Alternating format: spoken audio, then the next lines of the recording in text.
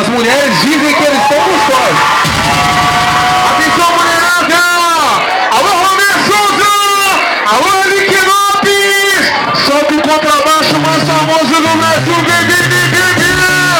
Isso, é primeiro vai. Isso! Vai no quadradinho,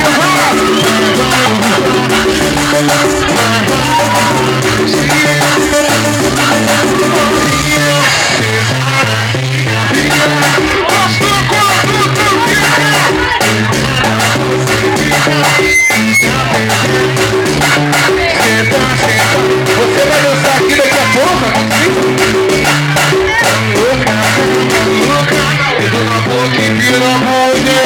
Começa a receber.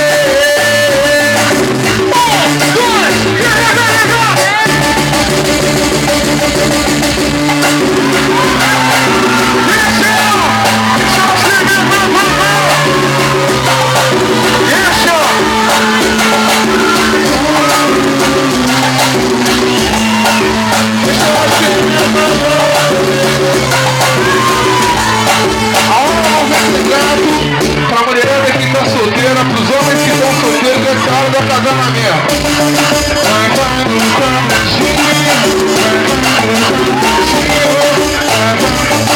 Você tá segurando aí, olha pra vocês, peraí. Ó, calma aí. Vamos ser todo mundo educado. Eu trouxe presente, então vocês falam a verdade. A mulherada aqui, principalmente da Asa Norte de Brasília, vocês são ciumentas? Fala a verdade nessa porra, vocês são ciumentas ou não são? Ó. Ei, peraí pra mim. Lá em São Paulo, qualquer coisa que o homem vai fazer quando ele tá namorando, ela fala que ele vai no puteiro. É por isso que eu sou solteiro. Tipo assim, você fala pra ela assim, ó. Ô mulher, eu vou no cabeleireiro. Porra nenhuma, você vai no puteiro. Porra nenhuma. Porra nenhuma, você vai no puteiro. Se a cadeira quebrar, eu vou no carpinteiro. Porra nenhuma, você vai no puteiro.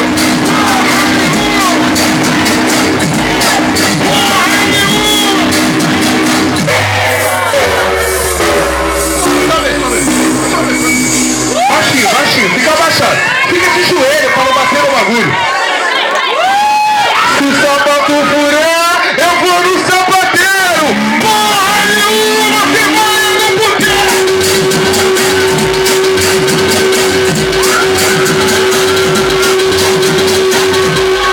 O pior de tudo, se você der uma pegada, é se essa menina descobrir quem é sua pegada. Se eu descobrir